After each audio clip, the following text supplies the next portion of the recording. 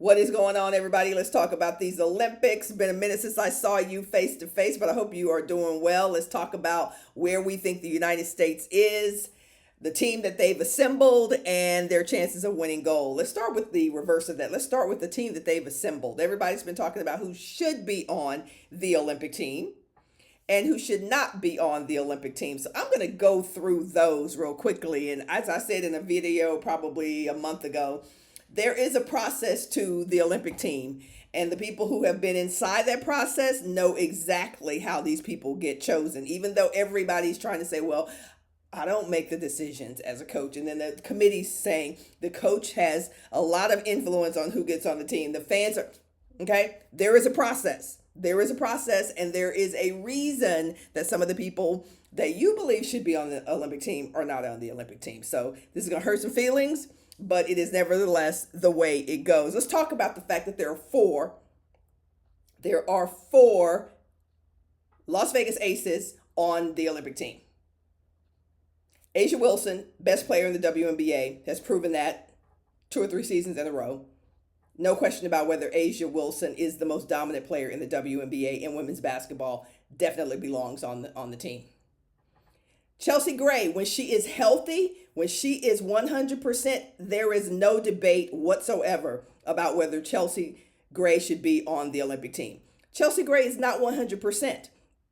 Now, you have to look at a player like that who's clearly paid her dues, clearly an elite player who's not at 100%. To put Chelsea Gray on this team says, to me, as a coach, it says that I believe Chelsea Gray has paid enough dues to earn a spot on this team, and that we also have players who are backing her up, who are good enough to get us to where we need to go, right? So that's essentially what is happening there.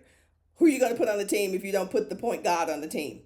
Is she in tip-top shape? Is she top tier playing? No, she is not. Anybody who says she is, including Chelsea Gray, wouldn't say that, would be lying. But does she deserve to be on the Olympic team? She absolutely deserves to be on the Olympic team. Could we have taken someone else? Possibly. All right, so let's put a pin in that. Chelsea Gray, obviously good enough. Two-time Las Vegas Aces champion, won a championship in LA, we know that, but is not at her absolute best right now. All right? So Cheryl Reeve is saying, I believe we've assembled enough talent and enough experience to win despite some of our players not being at 100%. Diana Taurasi, I'm going in no specific order, by the way. Diana Taurasi, a lot of y'all are having a lot of consternation around Diana Taurasi at 42 being on the Olympic team. This is her 6th time to play with Team USA in the Olympics. Could we have taken someone else besides Diana Taurasi? Absolutely. No question about it. Is there someone else younger, faster, better, whatever? Is there? Yes, there is.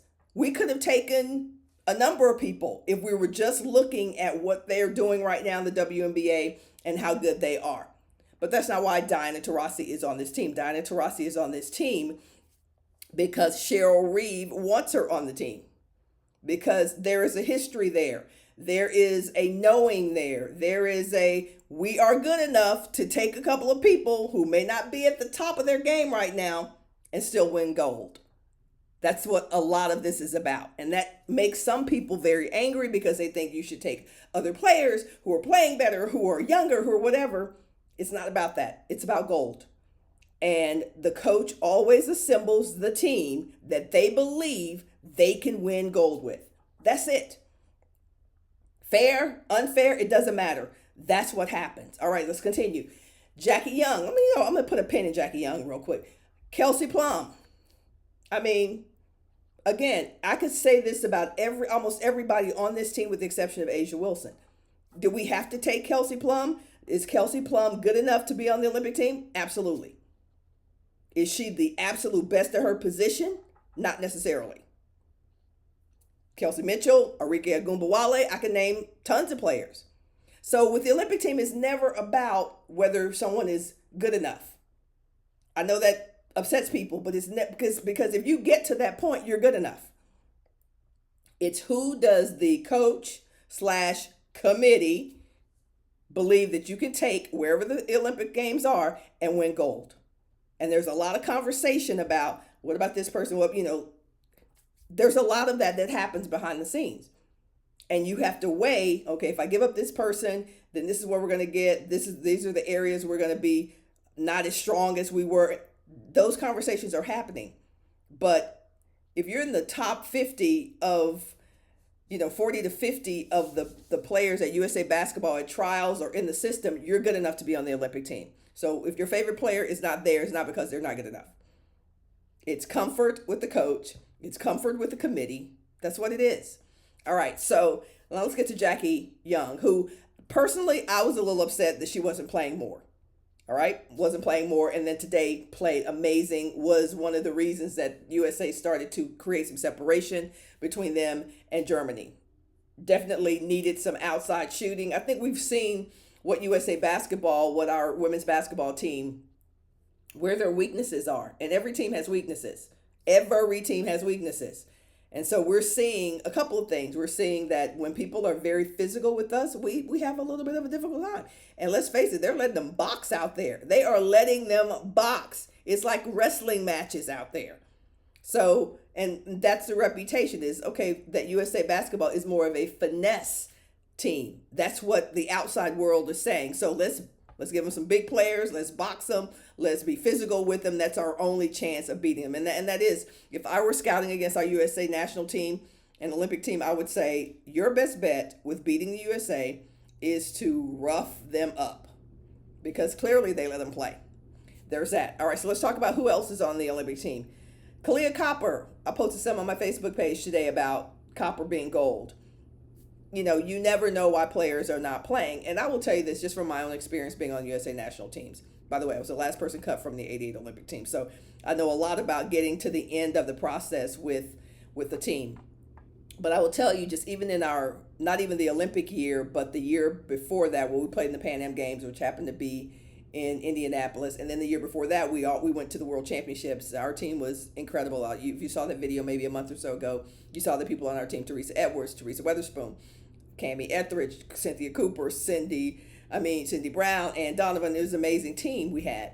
And what the coaches did, Coach Kay Yao and her sister and Sylvia Hatchell and Marianne Stanley, what they did is that they broke, we were together for an entire summer. They broke kind of the playing time up and the tryout, if you will. We were all on the team, but when we went to Russia the first time, certain people played a lot.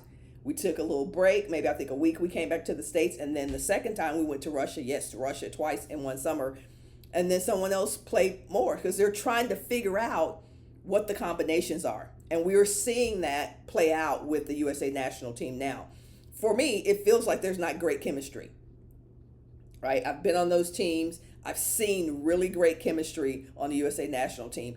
I don't feel like this team has tremendous chemistry. But typically, we are good enough and we are way better than the rest of the world. So chemistry does not matter a whole lot. And here's what I've said to people who have been in the media recently about whether I think Team USA is dominant. I said, listen, we're people are going to be able to play with us for the first 2 quarters, maybe the first 3 quarters. They can play with us. But the separation starts in quarter 3 and then quarter 4. If you'll notice, that's what happens. It's close, we're behind, or we're leading just by a few points. Halftime might even be 5 to 10 points. Third quarter, there's a big run by the opponent, and then the separation comes because we are more talented. We are more talented. We're better than any team in the Olympics, but that doesn't mean that we're unbeatable. We're better than folks, but it doesn't mean we're unbeatable. So what I think you're seeing right now is Cheryl Reeve and her staff kind of figure out what the best combination is based on who we're playing, which is what every coach does. Like, what do we need in this moment? The interesting thing about the combinations is that I don't see that there, as much as this team has played together, I don't see that there's a whole lot of great timing and chemistry on the court. I saw, someone dish something to Asia today. It was really nice layup, no dribble, just went up. It may have been Chelsea. I can't remember who that was offhand. So we've had moments, but the timing still for me looks a little off. The timing with our players looks a little bit off. The chemistry looks off, and everything is just not flowing. But again, we are the USA, and we are the most dominant women's basketball team in the tournament. But at some point, I'm looking for the cylinders to start really grinding the right way, and it's like ABC. It's easy. We've seen moments, as I said, we've seen moments of that. So let's see who got Griner. I think Griner and the combination of Griner and Asia Wilson together, at least against Germany, was a cool combination.